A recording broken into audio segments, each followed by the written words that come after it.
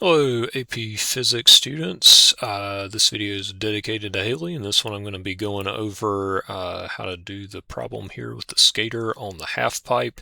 To start off with, we have part A of this problem, which is just asking you what speed does he need to be at the bottom if he will coast all the way up. And it does tell us the mass of the skater, but I don't think that we're going to need that to start with, at least not for part A. It does tell us the radius is 3.6 meters.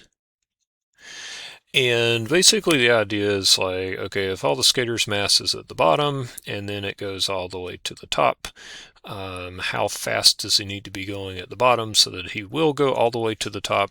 So our two states for energy conservation here would be to set up and say, okay, initial energy equals final energy. I'm going to include the skater and the Earth in my system, and so that way I will have both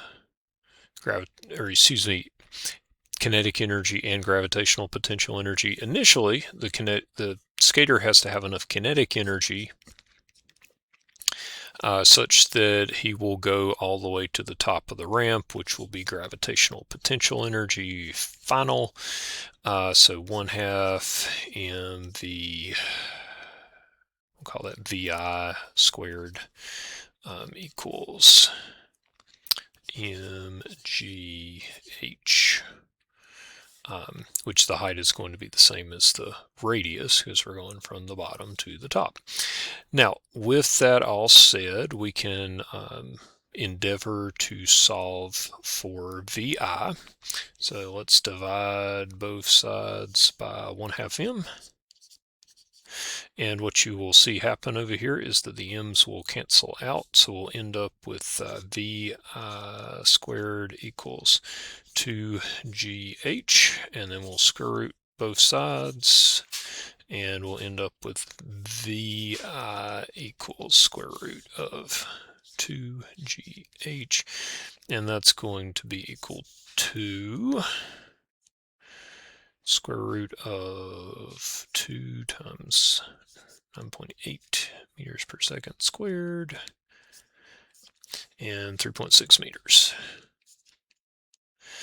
Now, quick break to go visit a calculator and I'll get right. All right, so lovely 8.4 meters per second, somewhere between 16 and maybe 18 miles per hour or something like that. That's not craziness to believe that, you know, skater could get up to that kind of speed, especially starting from the other end of the pipe. And yeah, that's fine. Now, part B of this question.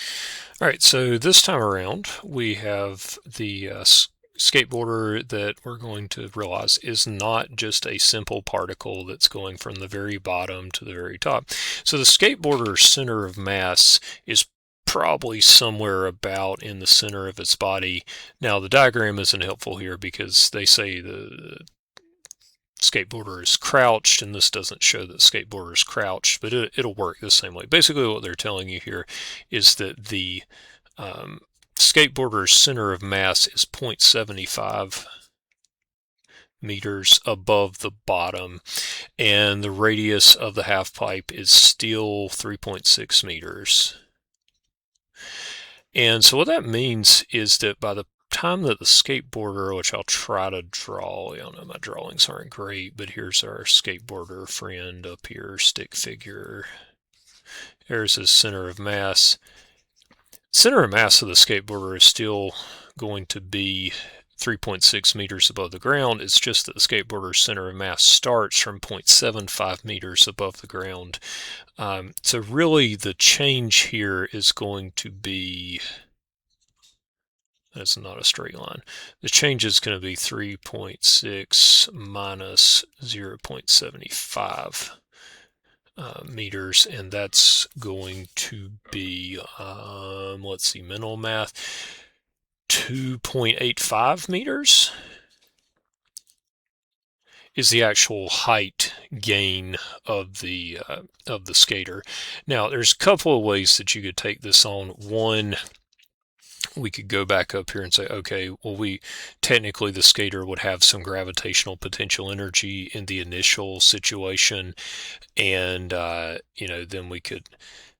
I'm tempted to do it that way, but I think the easier way to look at it, instead of trying to have a 1/2 mv squared plus mgh initial equals mgh final, I think it's just to do the change in height. We'll get to the same place. So what I'm going to do is I'm going to say my zero reference level for potential energy now is going to be the height of the skater's center of mass, just to make this an easy problem to solve. So we're still going to be doing this VI equals square root of 2GH thing, but this time we're just going to use the height as 2.85.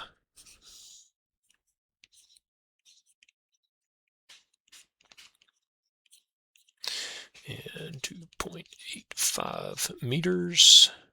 Lovely. By the way, this gives you meters squared over seconds squared, so when you square root it, you do get the right answer. Pause for calculation.